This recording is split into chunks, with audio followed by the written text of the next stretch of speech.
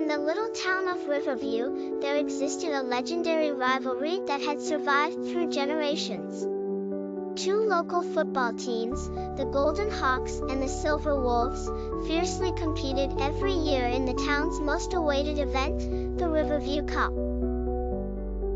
Everyone had a team they cheered for, and the excitement in the air was palpable. Now meet the teams, the Golden Hawks, led by their fearless captain Leo. With confidence shining as bright as their golden jerseys, they were known as the team to beat.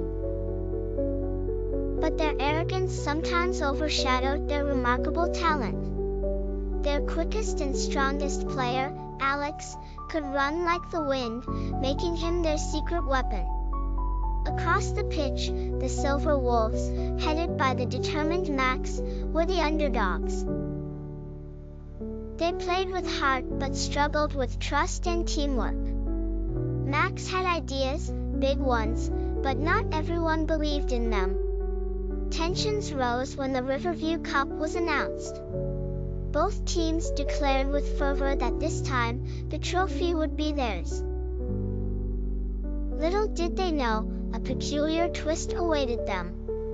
The organizers, wanting to promote a life lesson of sportsmanship, introduced a surprise rule, a player swap amongst the teams.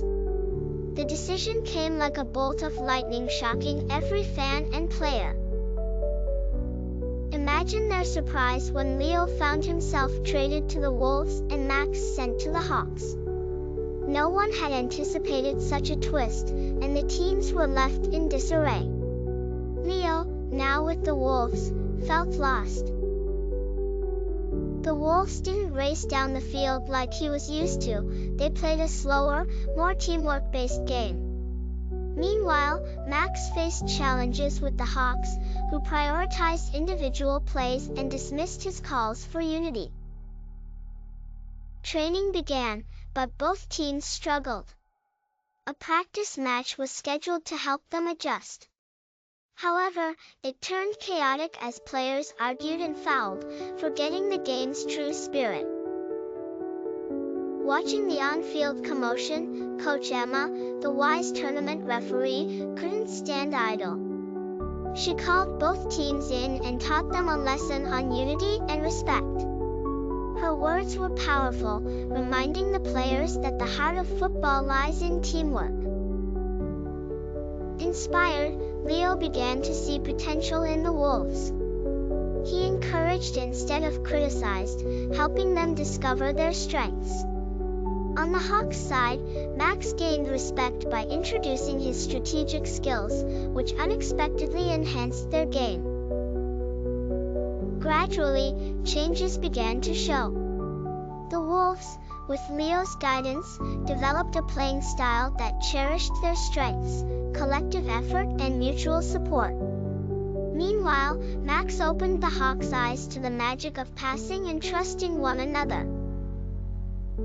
With training progressing, a heavy rainstorm forced both teams to practice indoors together.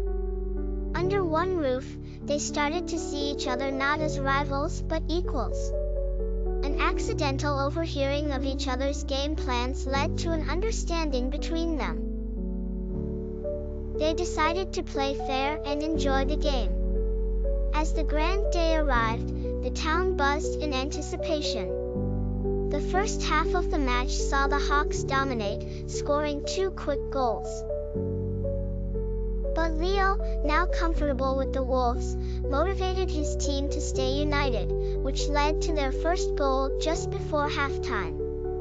During the break, Max reminded the Hawks why they played, not for just victory but to play their best. The Wolves entered the second half with renewed spirit, and the Hawks exhibited unexpected sportsmanship. With the score tied at 2-2, tension filled the air. In a thrilling last-minute play, Max, instead of claiming glory, passed the ball to a less experienced teammate who scored. At the same moment, the Wolves' young player, Mia, made a sensational save, ensuring a draw. The match ended with both teams declared winners. The Riverview Cup was shared, and Leo and Max were applauded for their leadership and newfound friendship.